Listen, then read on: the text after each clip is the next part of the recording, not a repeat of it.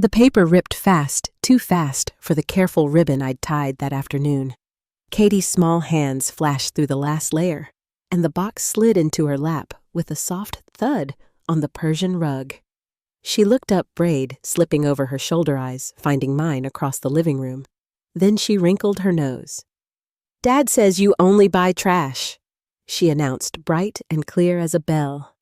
Laughter cracked the room in two. Amanda tipped her head back, that high, practiced laugh that photographs well. Jack smirked into his glass, the ice chiming against the cut crystal. Conversation stalled. The big tree hummed with warm white lights. The scented candles gave off cinnamon and clove. My cheeks heated anyway, the way they do when a cold wind finds skin you didn't know was bare. For a second, someone's hand paused over a charcuterie board. Someone else coughed into a napkin. The family next door had their porch lights on. They blinked through the bay window like watching eyes. Katie pushed the box, the coding kit I'd chosen carefully for her age, behind the couch with the heel of her pink boot and reached for a shinier package. "Kids?" Jack said, lightly shrugging to the room. "No filter." The smirk stayed. Before I go on, tell me where you're listening from down in the comments. And if you've ever stood in a room full of people and felt smaller than a thumbprint, hit that like button and share this with someone who'll understand. Make sure you're subscribed so you won't miss the next part of this story. But to understand how that moment cracked something I'd been protecting for years, you need to know where the crack began. I'm Savannah Reed, 34, a software engineer who likes tidy code, warm coffee, and quiet apartments with good locks. I live north of the city in a brick building where the hallways smell faintly of laundry detergent and someone's basil plant. I keep my receipts, label my storage bins, and send birthday cards early with real stamps. When our parents died in a winter accident during my senior year of college, I set the estate papers on the same oak table where we used to eat spaghetti on Friday nights and worked through them in a sweater that smelled like my mother's drawer of dryer sheets. Jack was 3 years and half a world away from those papers, handsome, magnetic, allergic to calendars. I'd always been the one who remembered to bring jumper cables. After that winter, I also became the one who brought cash. Jack is the kind of person who glides into a room and suddenly everyone's posture improves. He is good with first impressions and even better at letting the second impression blow away like smoke. He has a smile that makes you feel on the right team. He is also, and has always been, a spender. By 20, he was collecting stories from bars he couldn't afford and debts he pretended were temporary. When he met Amanda Cancun, a resort, sunburned shoulders, and a postcard engagement, he learned a new language, curated life. She knew exactly which champagne to post and which florist could make a foyer look like a magazine cover. Together, they built a stage. Together, they needed a backer. Family helps family. Jack would say, his voice softening on the last word. The way he knew it softened me. I helped with the first month's shortfall and the second month's crisis, and the third round of the checks got crossed. I helped with the car because sales needed a certain look, and later with the down payment when Katie needs a yard salve. The numbers never came back. I kept telling myself they were coming, that they had to be coming. You can talk yourself into believing a lot of things when the person asking you looks like your childhood and calls you kiddo with the same tone he used when he ran behind your bike and promised not to let go. Jack and Amanda's neighborhood is a place where winter looks intentional.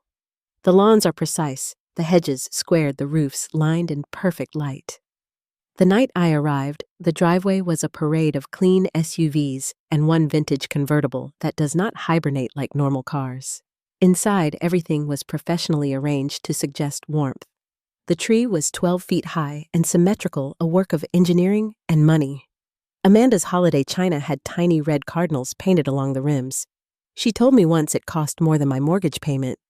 Tonight, it nested on a table set for a glossy magazine, 1,000 threads of conversation weaving over it like tinsel. Amanda greeted me at the door with a glossy smile and a hand already reaching for the bottle I'd brought. "At least you're getting better at picking labels," she said, reading it before she looked at me. She smelled like expensive vanilla. Jack appeared with a whiskey in one hand and an easy arm around my shoulder. "Hey, sis," he said, eyes skating over my coat. New, not new. The same wool coat I'd worn 3 winters, because I keep good things until they're truly done. I said the house looked beautiful because it did. He told me the decorator's name because that mattered here. Their friends arrived in a practiced order. Bethany and Scott, both surgeons, the kind who can be good at everything and still make you feel you're not. The Harpers, with their fitness empire and sneakers that somehow looked like jewelry. A couple Amanda introduced as the Grants, new to the street private equity on one side, a careful laugh on the other. Polite curiosity met my job title and slid off. The words software engineer feel like spreadsheets to people who prefer champagne. Jack told a story about a deal that had closed just in time, and I let it ride because there are hills you don't need to die on. The gift portion is a production in that house. Amanda orchestrated it with the air of a showrunner, directing where people sat and when to react, the kind of control that looks like hospitality until it doesn't. Katie opened her parents' presents' first tiny handbag with a logo I recognized from billboards. A tablet with more glitter than good sense, a certificate for horseback lessons at a stable where the fences are whiter than teeth. She squealed on cue and hugged neatly a small actress with perfect timing. Friends' gifts formed a stack of brand names. The camera clicked. The room clapped. When Amanda handed Katie my box, the air changed. It was wrapped in good paper thick with a velvet ribbon, but compared to the logo parade, it read as modest. "From your Aunt Savannah," Amanda said, tone already leaning toward apology. Paper tour. The kit glowed from its packaging, bright colors, clear steps, the kind of thing I would have loved at 8. Katie's mouth pinched. "This is boring," she said, looking at her mother, then me. "Dad says you only buy trash." The room didn't know where to put its eyes. I heard a cork pop somewhere too loud. Amanda laughed, an unkind sound, dressed in silk. "We don't repeat everything Daddy says in private," she giggled, which did not contradict the quote so much as frame it. Jack's mouth twitched. Kids he tossed over the moment, and with a wave of that easy hand, the show resumed. Katie slid my gift behind the couch with the toe of her boot and tore at a gold box that had been waiting to be loved. I excused myself with the kind of smile women learn when they're not ready to cry where they stand. The hallway smelled like eucalyptus. The guest bath had towels folded into the shape of a swan. I ran cold water until my fingers ached and pressed my wrists under the stream. In the mirror, the light was flattering by design. Even so, my face told the truth, anger trying to hold hands with shame, a flush that made my freckles louder. I listened because years teach you that the places behind a party say more than the places in front of one. From the kitchen came the clink of ice and Jack's voice lower now. "Just keep her glass full," he said. "If she's relaxed, she'll co-sign the boat after New Year's." Amanda's answer was crisp. "Fine, but next year, tell her to bring a gift card. We can't keep storing that educational garbage until we donate it." Their voices were close enough that I could hear Amanda set something down. Her ring tapped the marble. "It's one night." "Jack," she added. "Tolerate it. We might need her again." He made a comforting sound I know too well. "We'll be fine," he said. "She always comes through." I stood very still and watched my breath move in that beautiful mirror. The water ran, and then it didn't. Somewhere in the house, a photo was taken. Somewhere else, the big tree's lights reflected in a window like a galaxy contained. On the counter beside the sink sat a candle in a glass jar. The label said "Peace" in gold letters. It smelled like sugar pine, the kind that costs extra to name. I went back out when my face looked ordinary again.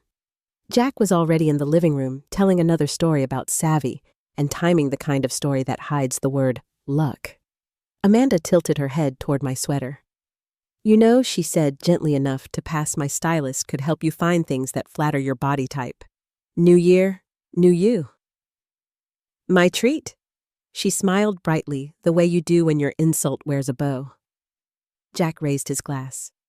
Spoil yourself this year, Sav, he added, and the table laughed like he'd made a joke, though I hadn't heard one. Dinner came from somewhere else. Perfect slices and garnishes that tried too hard to look casual. The china glinted. The napkins were the kind that leave a line in your lap. Across the table, I watched Katie list her favorite gifts. When she reached the part of the story where she'd pushed my box away, she called it the boring one. Her voice had the ring of rehearsal. I put down my fork. It is a strange thing the moment you see the shape of a relationship you've been sketching with the wrong pencil. The shape was this invitation sent when the bank balance demanded them quick calls before big asks and a dozen small digs dressed in compliments. I had thought I was holding a family together with patience and checks. I realized I was covering a budget line labeled optics. I looked from Jack to his wife to the room that echoed them, and I felt something that wasn't rage. It was smaller and colder and clearer. It was the understanding that I had taught them how to treat me by never asking them to stop. Dessert went by in bites I didn't taste.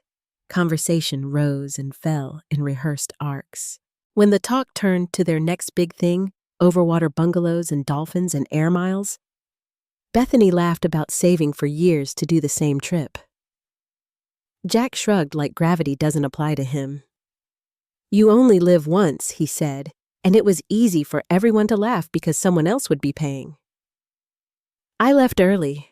I said I had a work thing in the morning, the kind of lie you tell when the truth would be a fight. A few people looked relieved, and that told its own story.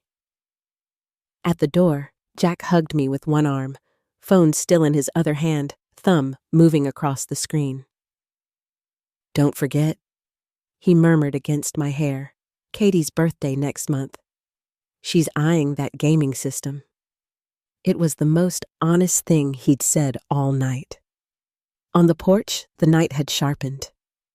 You could hear the quiet that expensive neighborhoods buy no sirens, just the whisper of tires on cleared streets, and the soft hum of lights designed not to glare. I took the front steps slowly, feeling the air bite my lungs. Down the block, a wreath knocked gently against a door in the wind. Across the street, a blow-up snowman bobbed, smiling at nobody. I set the bottle bag carefully in my passenger seat and sat for a minute, with my hands wrapped around the steering wheel, not ready to move.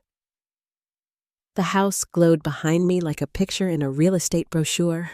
Somewhere in there, my gift sat behind a couch, the ribbon I'd tied still good enough to save if someone cared to. I pictured Katie's face when she called it trash, the way she'd checked her mother before she finished the sentence. I pictured Jack's shrug, casual as pocket change. When I finally turned the key, the dashboard lights came up in that soft blue that always feels like an inhale. The heater began its slow climb. I watched my breath fog the windshield and then clear. The radio was off. I didn't turn it on. The street folded open ahead of me, tidy lit expectant. That was the night I realized the next morning could be different if I wanted it to be. I pulled away from their glowing house, my phone face down in the cup holder, the porch lights shrinking in the rear view until they were only two faraway stars. As the tires found the darker road beyond the gates, a thought slid into place so quietly I almost missed it. It wasn't a plan yet. It was the absence of a habit. It felt like the first breath before a plunge. And that is where the night left me hands steady on the wheel eyes on the road, and a single sentence ringing in the space where old excuses had lived. I don't have to keep teaching them that I will always say yes.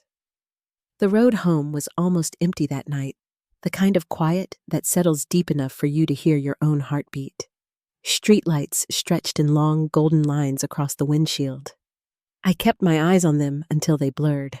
By the time I pulled into my apartment lot, snow had begun to fall, thin, wandering flakes that disappeared before they touched the ground.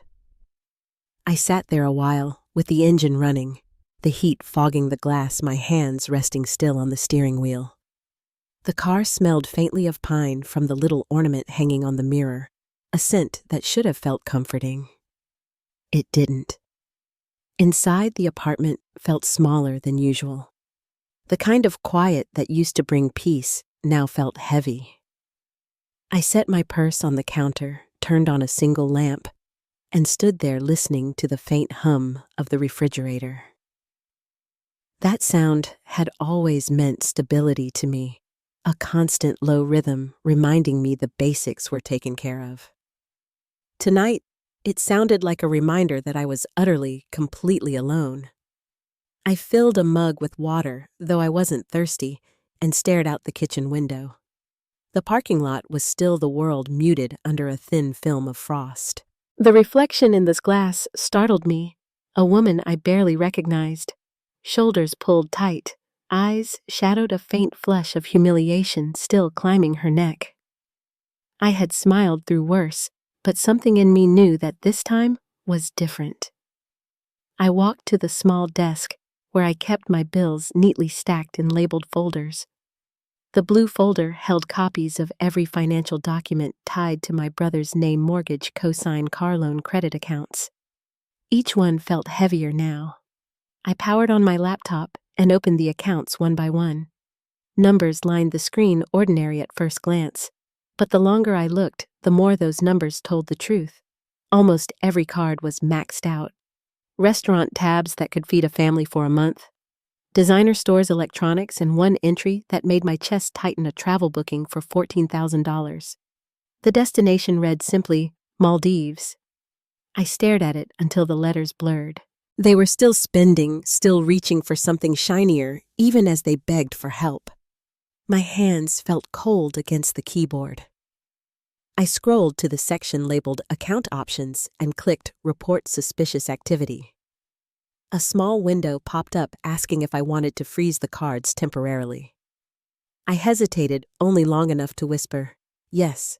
When the confirmation appeared, I shut the laptop slowly and rested my palms on its lid.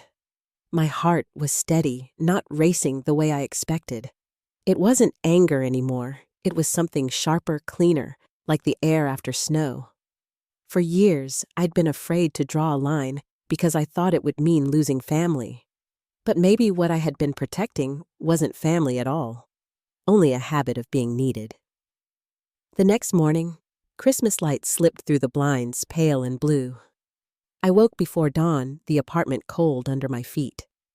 I brewed coffee and waited for the machine to finish, knowing the silence on my phone wouldn't last. Sure enough, by 7, the first call came. Then another. A text appeared. Jack, his tone still cheerful. Merry Christmas, sis. Quick question. Did you change anything with those credit cards last night? I didn't reply. I sipped my coffee and watched steam rise from the mug. At 7:30, the next message sounded less polite. Savannah, something's wrong with the cards. Call me as soon as possible. By 8, the calls were stacking one over another. The screen lit again and again, his name filling it like a heartbeat I didn't want. I muted the phone and sat by the window. Outside, the world looked peaceful. Somewhere in a kitchen, a few doors down, someone was laughing. The sound floated faintly through the walls, a reminder of how ordinary this day could have been. At 8:15, another text arrived. This isn't funny. We can't buy anything. Call me now. I couldn't help the small, quiet breath that left me. The same calm that had carried me through long nights of debugging code now steadied me through this. Each alert from the credit company pinged softly, declined purchase. Declined purchase.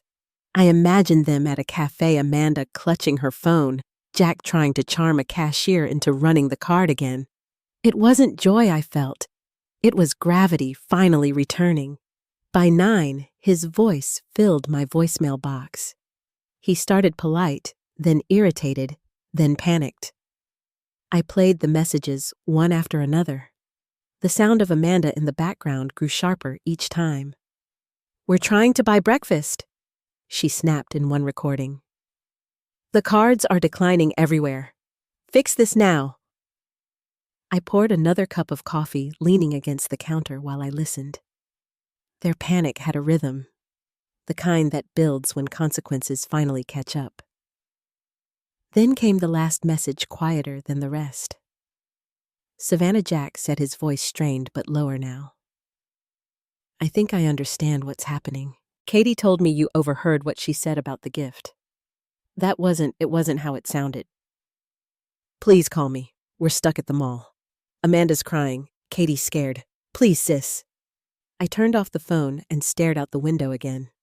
Snow had stopped falling, leaving the world washed in pale light. I finished my coffee and went to get dressed. I chose dark jeans and a soft gray sweater, one I'd worn for years. I didn't need to look powerful. I just needed to feel like myself again. The drive to the mall was short. The streets were mostly empty salt crunching under my tires. When I pulled into the lot, I saw their Range Rover immediately polished out of place against the slush. Jack was pacing beside it, phone in hand, his shoulders tense. Amanda sat inside, sunglasses hiding her face, while Katie kicked at a patch of ice near the curb. He spotted me before I could step out of the car. Savannah, he called, relief spilling from his voice. Thank God you're here. He hurried toward me, his coat unbuttoned, that same salesman's smile half broken now. There's been a mistake with the cards. You can call the company, right? They said something about a fraud alert. I closed the car door and faced him. It's not a mistake. He blinked, the wind catching his breath. What do you mean I froze them? I said simply. Amanda's door flew open, the sound sharp in the cold air. You did what? Her voice cracked through the parking lot, drawing glances from nearby shoppers. You had no right. I had every right, I said, quieter but firm. I'm the guarantor. My credit is on those accounts. And after what I heard last night, I'm done pretending this is okay. Jack's mouth opened and closed. You're doing this over something a kid said. Savannah, she's 8. She doesn't know any better.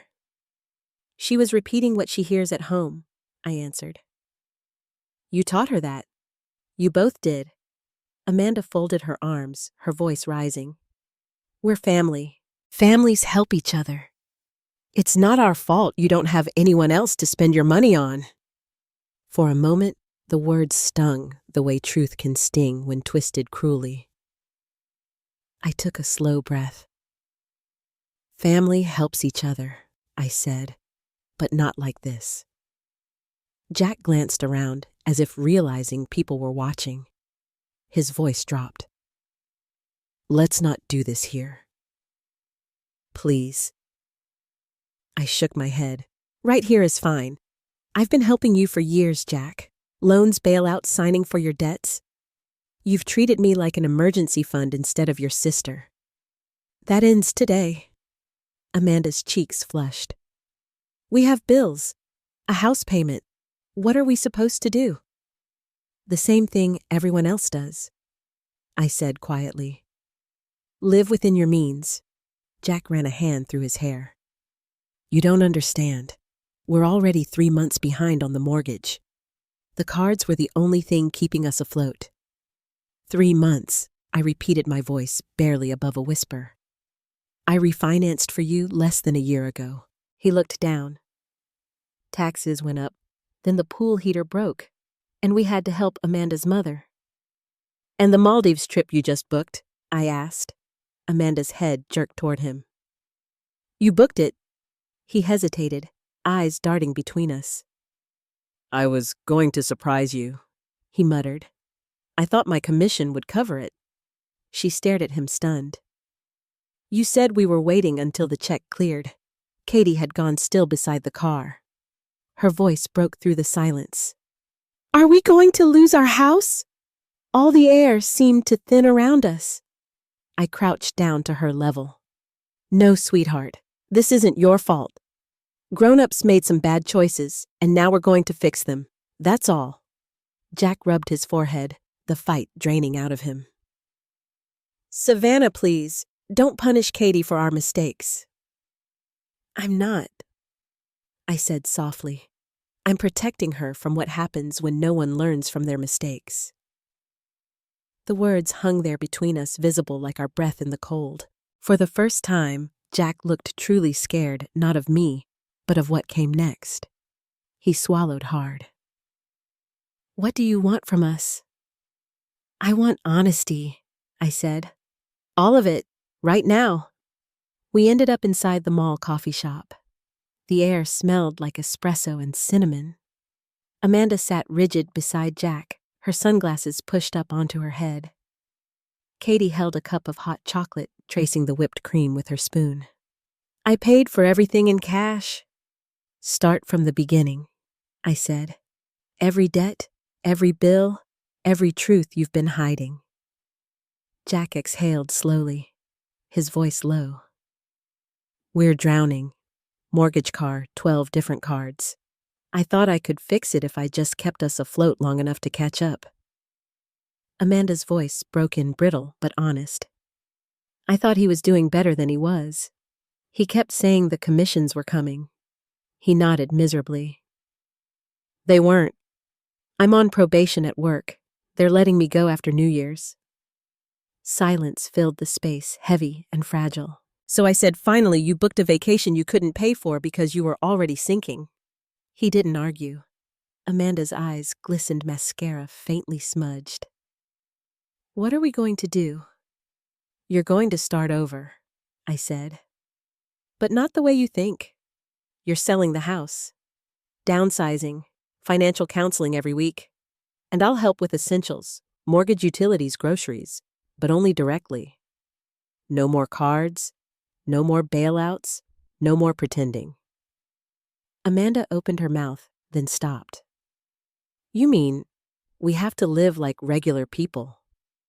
"Yes," I said gently. "Regular people who finally learn what stability feels like." Jack looked down at his coffee, then back at me. "This is humiliating." Maybe I said, "But humiliation passes." "Debt doesn't." For a long moment, no one spoke. Then Katie whispered, "Aunt Savannah, are you mad at us?" I met her eyes. "No, sweetheart. Just disappointed that the grown-ups forgot what matters." She nodded solemnly and looked at her parents. "We can fix it," she said softly, as if it were a promise. Amanda reached across the table, her voice breaking for the first time. "Savannah, thank you. I don't know how to do any of this. You'll learn," I said. "All of us will." Outside, the snow had started again, fine as dust in the wind. When we stepped into the parking lot, the world felt different. Quieter somehow, though nothing visible had changed. Jack held the car keys in one hand, turning them over like a worry stone. "What happens now?" he asked. "Now," I said, "we go have Christmas dinner at my place. Nothing fancy, just real." Amanda looked surprised, then almost relieved. "That actually sounds nice." As we walked toward our cars, Katie slipped her small hand into mine. Her fingers were cold, but her grip was sure. I looked down at her and saw not the spoiled child from last night, but a little girl who might still learn better lessons than the ones she'd been taught. The drive back to my apartment was silent. The streetlights flickered through the falling snow, soft and slow. And for the first time in years, I felt something close to peace. Not because everything was fixed, but because the pretending was over. Snow was still falling when we reached my apartment, thin flakes dissolving on the windshield before they could stick. The parking lot lamps threw long shadows across the quiet street. Jack pulled in behind me, the Range Rover looking oversized and out of place next to the modest brick building. I carried the grocery bags up the short flight of stairs while Amanda followed her heels, clicking slower than usual. Katie trailed behind, clutching the stuffed reindeer she'd brought from the car. Inside, the warmth hit us all at once, the smell of cinnamon and roasted coffee that lingered from earlier that morning. My apartment had always been small, just a living room that opened into a narrow kitchen, but tonight it felt like enough. I took the small turkey I'd defrosted from the fridge more out of instinct than plan and began seasoning it while Jack stood awkwardly by the window. Amanda perched at the edge of the couch, still holding her purse like she wasn't sure if she should stay. For the first time in hours, there was silence. Only the faint sound of the oven preheating filled the room. Katie wandered toward the Christmas tree I'd set up in the corner, barely 5 feet tall, its ornaments mismatched from thrift stores and old boxes my parents once kept in their attic. She touched one of the crooked silver stars and smiled a little. "It's pretty," she said quietly. "It's real," I told her. I set the table with what I had: 2 ceramic plates, 1 chipped, and a pair of old wine glasses. I handed Jack a stack of paper napkins. "You can make yourself useful," I said gently, and for once, he didn't argue. Amanda helped slice vegetables, her manicured nails moving carefully over the cutting board. She didn't speak much, but every now and then I saw her glance around the apartment like she was seeing something new. Books stacked neatly on the side table, a blanket draped over the chair, a half-finished puzzle on the counter. It wasn't luxury, but it was peace, and maybe that difference was beginning to register. When dinner was ready, I placed the turkey at the center of the table. The bird came out slightly overdone edges, browned deeper than golden, but it didn't matter. Jack carved it with quiet concentration, handing Katie the first slice. She grinned and dug in her cheeks, flushing from the warmth. Amanda took a small bite, almost timidly, then nodded. "This is nice," she said, as if the word itself surprised her. We ate mostly in silence. Outside, a few kids were sledding down the hill behind the building, their laughter muffled by the glass. I poured water into the glasses, and for the first time in years, it felt like we were sharing something honest. No photo ops, no polished stories, no pretending. Just a small meal in a small apartment, each of us quietly trying to find our footing. After dinner, Katie curled up on the couch with a blanket while Jack and I stood at the sink washing dishes. The rhythm of warm water and clinking plates filled the gaps where words hadn't yet found their way. "You really meant everything you said today," he finally murmured. I nodded. "I did." He handed me a clean plate to dry. "You think we can fix this? All of it?" "You can start," I said. "That's all anyone can do. The rest depends on what you're willing to change." Amanda joined us, holding her empty glass. "You mentioned counseling earlier," she said, her voice softer now. "Do you really think it helps?" "It's helped people who wanted to be honest," I said. "It won't fix everything overnight, but it'll force you to face the truth. Together." Amanda leaned against the counter, her shoulders sagging in quiet exhaustion. "I don't even know where to begin," she whispered. "Start with the numbers," I replied. "Then start living like those numbers matter." She nodded slowly as if the idea itself was new. When they finally left, it was nearly midnight. The roads were clearing, and their headlights disappeared down the street like a single pale line through the dark. I stood by the window long after they were gone, the quiet pressing around me again, this time gentler. The evening hadn't erased the years of hurt, but something had shifted. The walls between us weren't as high. 2 days later, Jack called. "We talked," he said. "Amanda and I are ready for counseling. We already looked up a program downtown. They start next week." "Good," I said, keeping my tone even. "Stick to it." He hesitated. "Savannah, thank you. I mean it. I don't know why it took me so long to see things clearly." "Maybe you just didn't want to," I said, and let the silence sit before adding. "But I'm glad you're trying." Over the next few weeks, I saw the small cracks widen into real change. Jack sent me actual spreadsheets of their expenses. Amanda found part-time work at a florist, saying it was therapeutic.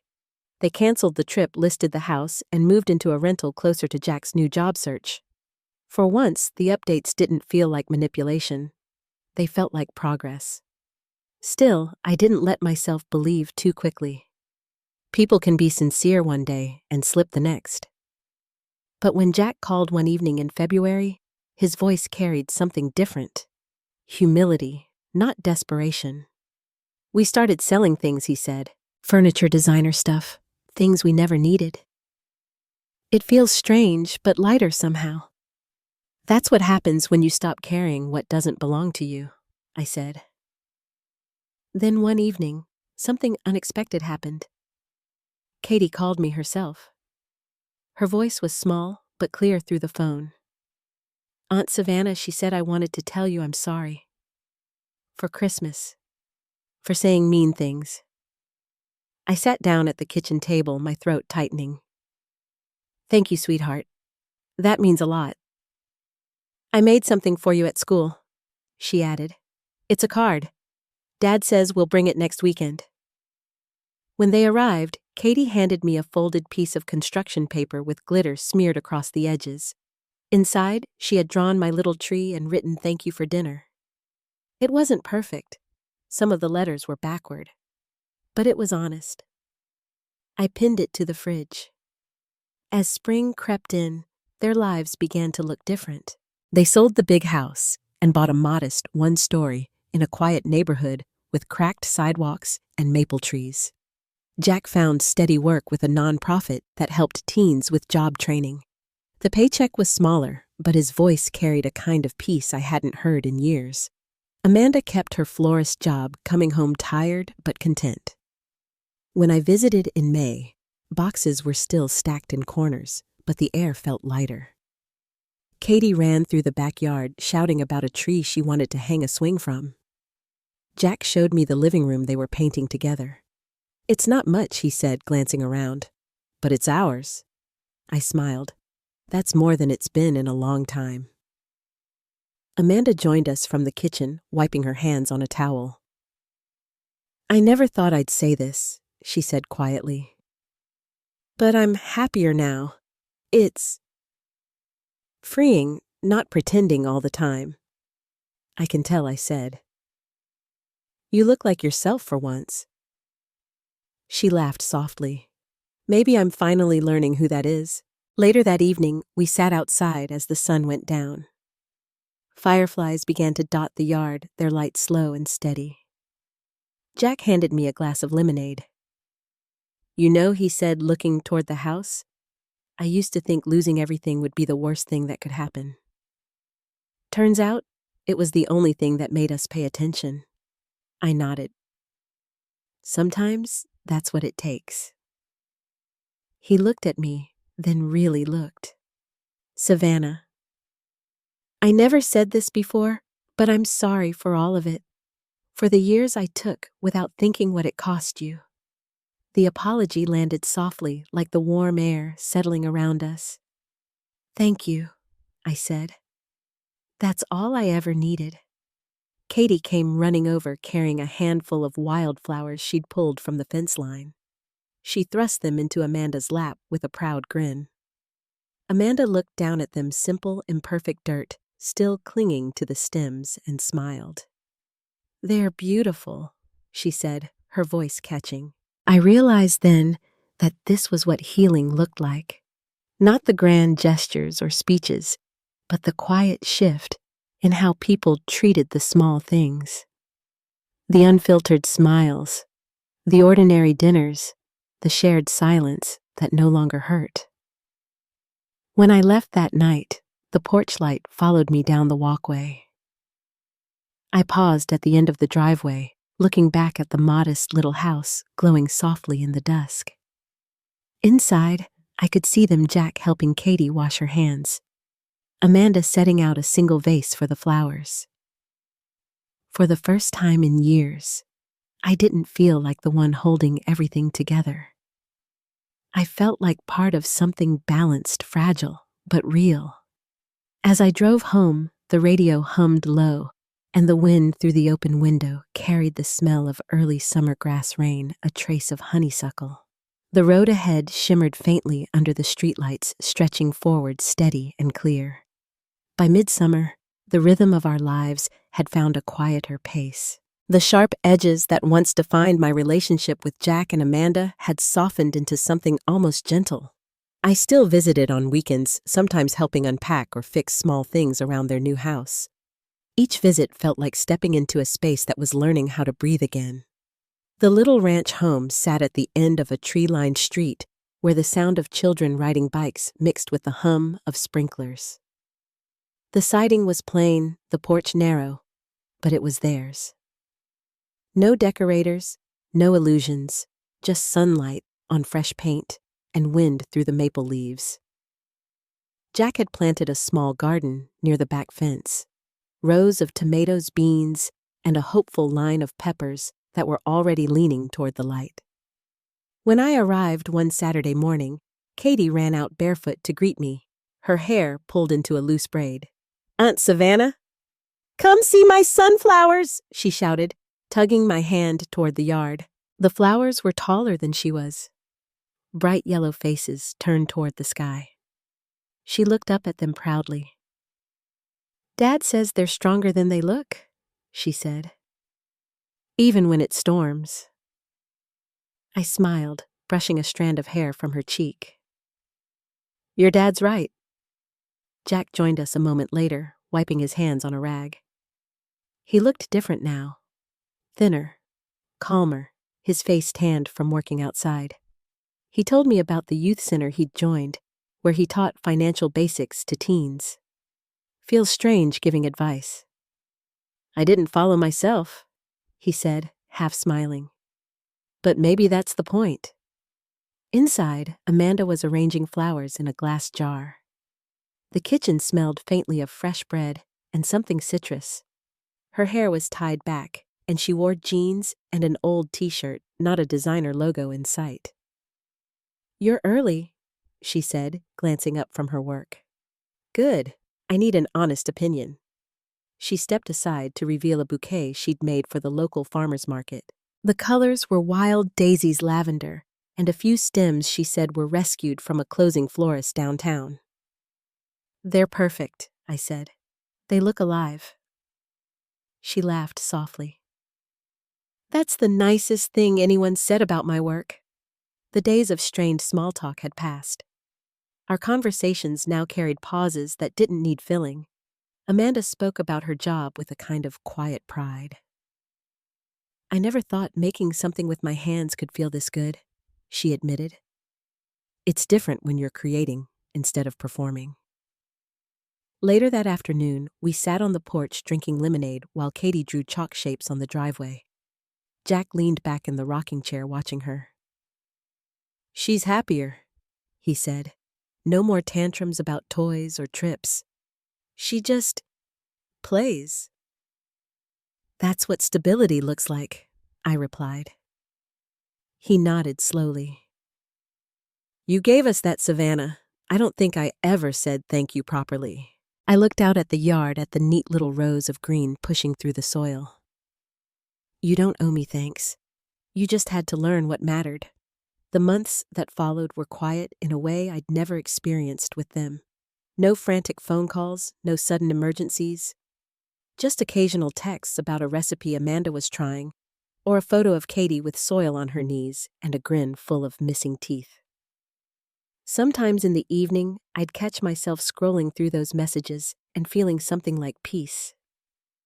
One cool September night, they invited me over for dinner. The house smelled of roasted vegetables and rosemary, and soft music played from a speaker near the window. The table was small, but neatly set, and Katie had drawn little name cards for each of us. She'd written Aunt Sav on mine in blue marker, with a crooked heart beside it. Dinner was simple and good. Afterward, as Amanda washed dishes, Jack pulled a folded envelope from his pocket and set it on the table. "We wanted you to have this," he said. I frowned, sliding it back toward him. "If this is money, Jack, don't—" "It's not," he interrupted gently. "It's something we did at counseling. They asked us to write letters to the people we've hurt. I didn't know if I should give it to you, but it's time." I hesitated, then opened it. His handwriting was uneven, but careful. He wrote about the years he'd taken without giving about how he'd mistaken comfort for love and how he finally understood the cost of pride. The words weren't polished, but they were real. At the end, he'd written, "You were never my safety net, Sav. You were the bridge I kept walking over without looking down." When I finished reading, I looked up and saw him watching me, his eyes tired but clear. I folded the letter slowly, pressing the creases flat. "Thank you," I said. "That must have been hard to write." "It was," he admitted, but it felt like breathing again. Amanda dried her hands and joined us. "I wrote one too," she said, sliding another envelope across the table. "It's shorter. I'm still learning how to be honest without trying to sound perfect." I didn't open it right then. I just placed it in my bag, promising I would read it later. Her expression softened, a quiet understanding passing between us. For the first time, there was no defensiveness in her eyes, only humility. As I got ready to leave, Katie ran up and hugged me tightly. "Will you come for my school play next month?" she asked. "I get to be a sunflower." I smiled. I wouldn't miss it. Driving home that night, the streets were empty, and the air smelled faintly of wood smoke. I thought about the letters sitting beside me, about the strange, beautiful ways life finds to mend what pride once broke. For years, I had believed healing meant distance, but maybe it also meant staying long enough to see people learn. The weeks that followed carried small but steady proof of change. Amanda sent me pictures of the bouquets she was selling at the market, each one a little bolder than the last. Jack shared updates from the youth center stories about the kids who reminded him of himself at 20, all potential and no patience. "They listen because I don't talk down to them," he said once. "I tell them I made every mistake they're trying to avoid." Katie's school play came on a windy October evening. The gym smelled of popcorn and construction paper. Rows of parents filled the folding chairs, and I spotted Jack and Amanda waving from the front. When Katie stepped on stage in her yellow costume, she searched the crowd until she found me. Her smile lit the room brighter than any stage light. After the show, she ran into my arms, still wearing the sunflower crown. "I did good, right?" she asked breathlessly. "You did perfect," I said. Jack and Amanda stood behind her, their hands clasped together. Amanda's eyes shimmered with tears she didn't bother to hide. "We're proud of her," she said softly. "And of you," I added. "Both of you." We walked out into the parking lot, leaves rustling under our feet. The air had turned crisp enough to see our breath. For a moment, none of us spoke. Then, Jack said quietly, "I know there's no perfect ending for a family like ours, but this feels close enough." I looked up at the clear sky, at the faint outline of the moon caught in the branches. "Close enough is a good place to start," I said. Amanda linked her arm through mine as we crossed to our cars. "Next week we're planting tulips for spring," she said. "You'll help, right?" I nodded. "I'll bring the gloves." When I got home that night, I sat on my couch and finally opened Amanda's letter. Her handwriting was neat and deliberate. She wrote about fear, the fear of being ordinary, of losing control, of being seen without all the shine. I thought beauty was about impressing people she'd written. But you showed me it's about being real. I folded the paper and set it beside Jack's letter on the table. Outside my window, a single leaf drifted past the glass, catching the streetlight before vanishing into the dark. It was strange how peace didn't arrive all at once. It came in moments: a meal shared, a letter read, a child's laughter echoing in a school gym. I realized then that forgiveness wasn't a single act. It was a quiet decision made again and again, each time the past tried to reach for your heart. And that night, as I turned off the lamp and the room fell into soft shadow, I knew something had truly changed. The years of imbalance had found their balance. The anger that once sat heavy in my chest had settled into something lighter, something almost tender. Tomorrow, life would go on ordinary and imperfect, but I would wake knowing that we had finally built something honest. And maybe for the first time, that was enough. Morning light crept across my kitchen floor in soft gold streaks, warming the quiet space. The letters from Jack and Amanda still rested on the table where I'd left them the night before, edges curling slightly from the humidity. I hadn't moved them, not out of indecision, but because their presence had come to feel like part of the stillness itself, proof that words once spoken honestly could settle without breaking anything. I brewed coffee and opened the window a few inches. The air carried the faint scent of rain from the night before, and the sweetness of cut grass. Somewhere down the block, a lawnmower hummed steady and low, while a dog barked twice before going quiet again. It was an ordinary morning, the kind that used to slip by unnoticed. Now it felt almost sacred. For years, I'd measured peace by the absence of conflict. But that morning, I realized it was something quieter than that. It was waking without dread, knowing that every decision I made, every yes and every no, belonged fully to me. A few weeks passed like that one calm morning after another. I fell back into my work routine, took evening walks, and joined a small community coding group that taught basic computer skills at the library on Saturdays. Teaching felt grounding. Watching a retired nurse grin when her first email sent successfully gave me the same satisfaction I used to get from solving complicated projects at work. Maybe even more. Sometimes I'd get texts from Amanda, photos of new floral arrangements for her market booth, or snapshots of Katie's latest art project taped to their refrigerator. She wrote differently now, shorter, simpler messages free of performance. Jack called every few weeks, mostly to share updates about the youth center or ask for my advice on a project grant. He never once mentioned money. The silence around that topic was its own form of respect. One Saturday in early spring, I drove out to their house again. The tulips Amanda had planted months ago were pushing through the soil, bright spots of red and yellow along the walkway. Katie met me at the door wearing gardening gloves that were 2 sizes too big. "We started early," she said proudly, holding up a trowel. "Mom says flowers don't wait for permission." Jack laughed from the porch. "She takes after her aunt," he said. Inside, the house smelled faintly of vanilla and soil. Amanda had rearranged the living room again, nothing extravagant, just a few thrifted shelves lined with books and jars of dried flowers. There were no magazine covers taped to the fridge, no price tags left dangling from decor. The house felt lived in, not staged, and that was the most beautiful thing about it. We spent the day outside, kneeling in the dirt beside the garden beds. The air was cool, but the sun warmed our backs. Amanda handed me a small pot of seedlings.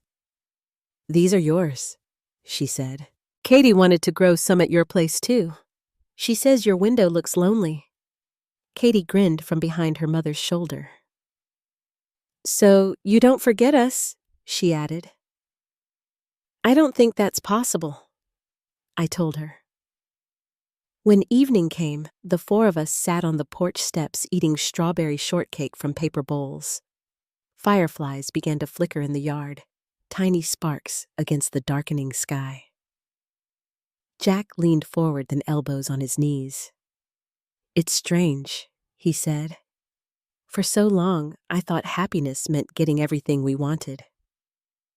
Now I think it's just wanting what we already have." Amanda nodded slowly, spoon still in hand. "It's quieter," she said, "but it's real." I looked at them, then the easy way they sat together, shoulders touching, no tension, hiding under the conversation. Even Katie seemed calmer, humming softly as she drew patterns in the dirt with her spoon. For the first time since our parents died, I felt something I hadn't dared name, family rebuilt from the pieces that survived. As dusk deepened, I walked out toward the garden one last time. The air had cooled, carrying the faint scent of earth and blossoms. The tulips stood still, their petals closed for the night. Behind me, I heard laughter from the porch light, genuine, carried easily on the wind. When I turned back toward the house, the windows glowed a soft amber. It wasn't the kind of light that tried to impress anyone. It was the kind that meant warmth lived there now. Driving home, the sky turned lavender at the edges, the first stars pushing through. The road curved through open fields dotted with wildflowers, and I rolled down the window, letting the air wash over my face.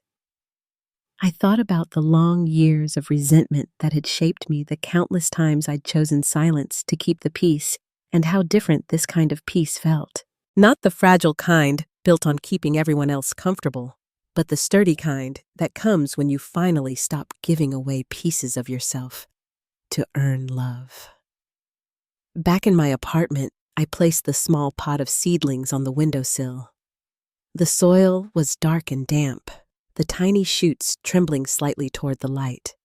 I pressed my fingers gently into the dirt, feeling its cool texture alive and certain. That night, I sat by the window with a cup of tea and watched the city lights flicker against the clouds. Somewhere far off, a train passed, its sound soft and rhythmic like a heartbeat moving through the dark. I thought about how everything that once felt broken had quietly rearranged itself into something new, not perfect, but whole. Weeks later, Katie's first garden photo arrived on my phone. A small sunflower had bloomed ahead of the others, its petals open wide. Beneath it, she'd written, "Strong like Dad says." I smiled, saving the image before setting my phone down. That was the moment I knew we were all exactly where we were meant to be, not bound by guilt or debt or endless obligation, but by choice, by care, freely given.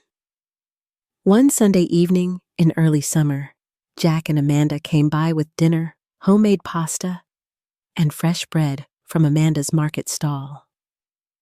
We ate on my balcony, laughter mixing with the city sounds below. At one point, Jack looked around the small space, the hanging herbs swaying lightly in the breeze. "You've made this place feel like a home," he said quietly. "I think we all finally did," I replied. Amanda reached across the table, brushing a crumb from Katie's cheek. "You know," she said softly, "you were right about boundaries. They don't shut people out. They show them where the door really is." The words lingered in the air long after we finished eating. When they left that night, I stood by the railing, watching their taillights fade into the distance. The moon hung low and full over the rooftops, its light spilling softly across the balcony floor. I turned back toward my apartment, the seedlings by the window already taller, their stems curving toward the glow. I thought of all the versions of myself I'd outgrown, the one who kept giving, the one who feared saying no, the one who mistook endurance for love. Each had served its purpose. Each had led me here. Peace had never been something I was given. It was something I'd chosen quietly, stubbornly, one decision at a time. Outside, a breeze rustled through the leaves, carrying the faint scent of soil and summer rain. I closed the window halfway, letting the sound linger just long enough to fill the room with its rhythm.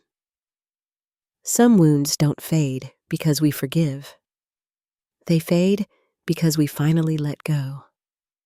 And when we do, what's left behind isn't emptiness, it's space for something true to grow.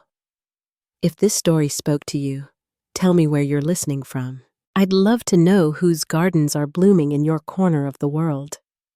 Don't forget to like, share, and subscribe for more stories about quiet strength, second chances, and finding peace in the places we once called broken.